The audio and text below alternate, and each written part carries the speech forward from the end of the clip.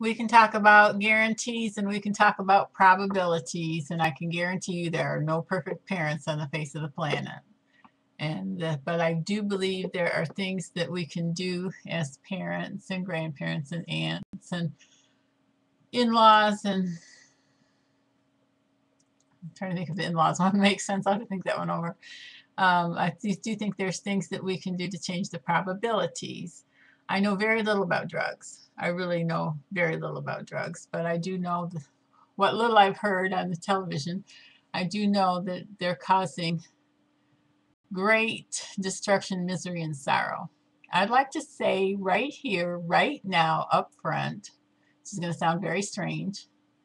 I believe in the power. I believe there is a power of evil.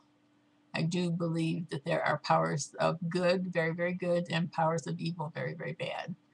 And I do believe that the power of evil will lead you all the way down the path of destruction, all the way down the path of destruction. And one of those pathways is drugs.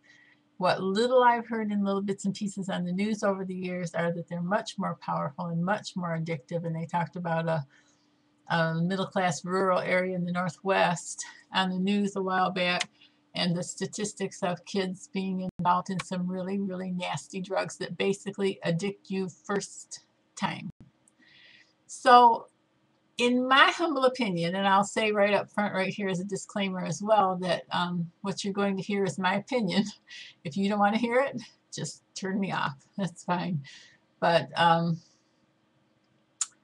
in my opinion, the very best chance we have at saving this generation is to get them to never do it the first time. And it is possible. It is possible. It does happen. There are people who are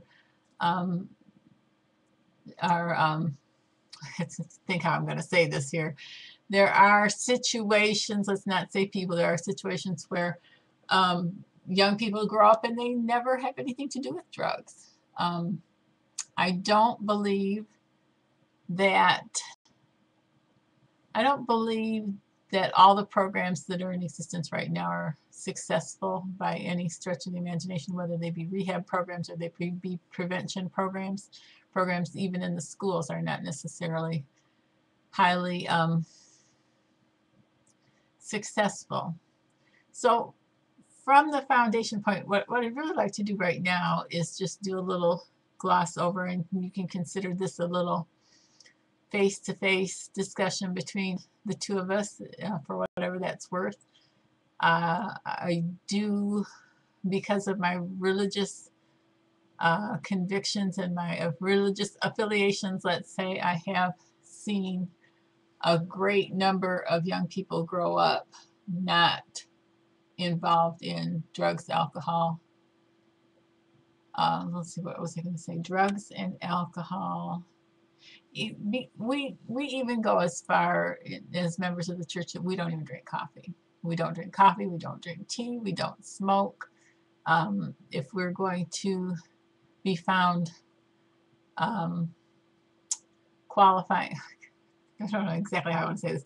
If we want to qualify to enter our temples, which is a whole nother topic for a whole different day, but if we want to have a little card that says that we've been interviewed and found that we have qualified, I'm not saying that correctly, I'm sorry.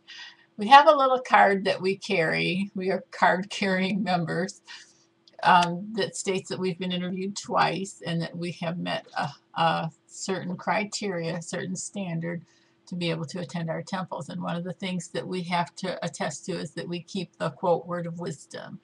And the word of wisdom is basically no alcohol, tobacco, tea, coffee, and illegal drugs. I think that's the beginning and the end of that. There is more to the word of wisdom that talks about the foods that we should eat and the way that we should take care of our bodies, mostly the foods that we should eat that are good for us. And it's found in the 89th section of the Doctrine and Covenants. If you want to read that whole thing, it did predate, this document did predate some of the research that's gone on. I guess they didn't really even know that tobacco was bad for you at that time, that this transpired. So if you want to look it up, it is on the internet. If you go to lds.org, and let's see, what is it under? There's 4 or 5. I'm trying to think what it's under. They moved it. I'm going to have to take a look at that. I'll put it below, but there's like 4 or 5 categories across the top, and I think it's the second one in from the right. And I think it says study.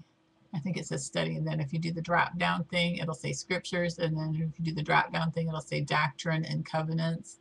And if you click on that and go to section 89, you can read the whole thing. So I'm going to stop this introduction because it's pushing 6 minutes, but I just want you to know that this is a mom's viewpoint from a Latter-day Saint, Mormon/Mormon, Church of Jesus Christ of Latter-day Saints perspective. And what I'm saying is not necessarily teachings of the church, but it's from a mom's perspective, a Mormon mom's perspective, Molly Mormon mama perspective. And probably it's all just good common sense, but if you can do anything that will prevent one child from becoming an addicted slave to controlled substances, it's going to be worth your time and energy to do that. So I think what I'm going to do is break these into segments. I have no idea what they're going to contain yet. I did kind of do a little sketch out earlier, and take a few minutes tonight to do that. When you see me stop like that, it's because the wheels are turning and I'm trying to do 2 things at once. I'm trying to talk about one thing and think about something else, about how I'm going to do stuff later, which is not productive because it uses up your time. I don't like to slow down. I like to just keep on moving. So here we go. Mark it, set, go. We want to keep kids free from addiction and all the sadness that it brings. So let's go into some specifics, and this will be the end of part 1. As soon as I hit the red button. Okay.